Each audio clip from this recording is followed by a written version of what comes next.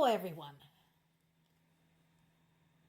So, the big question on a lot of people's minds is, when will anyone do anything useful when it comes to Russia's violations of pretty much everything during the war in Ukraine?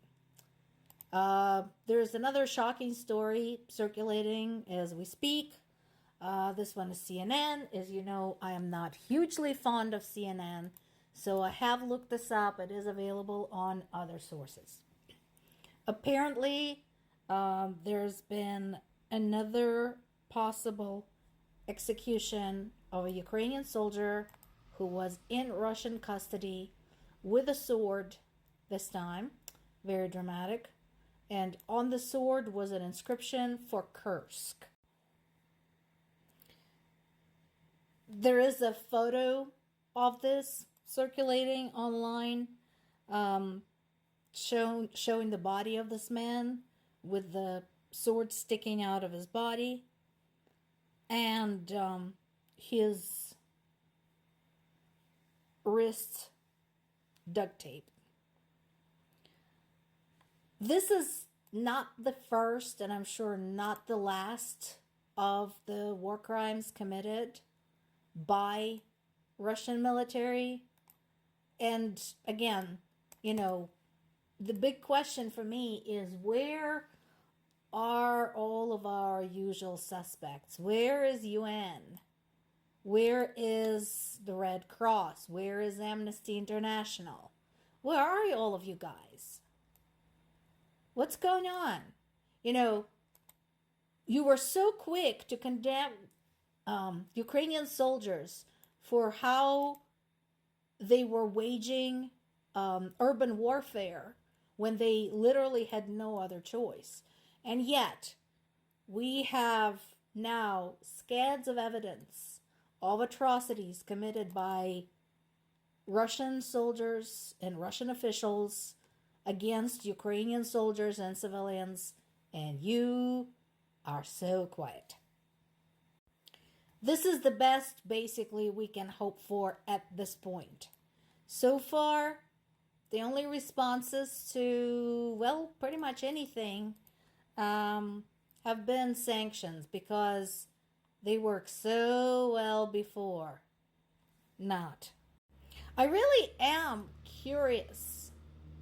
How long will it take to sink in that, yes, the sanctions work in the sense that they put strain on Russian economy, but they don't work in the sense that people there don't give a shit. They are still going to continue with the war, sanctions or no sanctions. If you ask things like, hey, don't the Russian people care? Don't the North Korean people care? The answer is no, they don't. At least majority of them don't. Basically, from what I've seen on Russian social media, they're not blaming their government for the sanctions, for the inflation, for the food prices, or for the scarcity. They're blaming Ukrainians for not surrendering quickly enough. That's how brainwashed they are. Moreover, while it's true that NATO members who have better sense than apparently NATO overall oversight are saying, guys, this is ridiculous. We need to do something. We can't keep relying on Ukraine to defend us. Despite all that, what this article in Reuters does not cover is that Romanian government, check this, this is something. Romanian government had reached out to Ukrainians and said, hey, guys, Ukrainians, so if you see some kind of Russian ship flying our way, please feel free to shoot it down.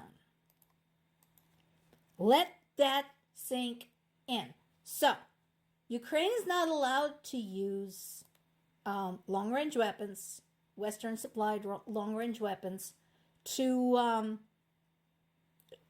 do something preventive to keep some kind of Russian ship from flying at Europe.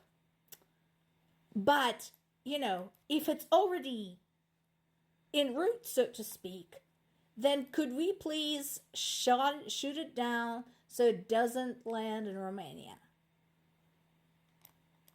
What's next? Are we gonna see some folks from Hungary come to Ukraine and ask Ukrainians to come and overthrow Orban for them? Is that next? Because I really want to know. Now, this is how you take action. If you're going to take action, mean it. Mean it. So, more information is becoming available about the gigantic drone raid against Russian ammo dump, and it's increasingly earning the title of the most destructive operation by Ukrainians during this entire war. This particular piece is from Ukrainian source, Kyiv Post, but like I said, we are hearing more stuff about it from other sources. Just to reiterate some of the stuff I told you yesterday, so this strike was so powerful, the explosions that followed after the drones hit the ammo depot were so powerful that the explosions actually registered on the world's seismographs, which means basically a minor earthquake was triggered by the explosions. And multiple witnesses filmed what was going on. There were basically explosions heard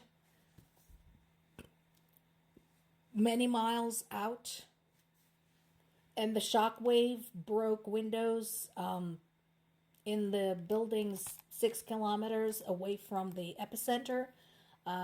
So 6 kilometers is a little less than 4 miles, like 3.5, 4 miles. So this was serious. And this was just the drones.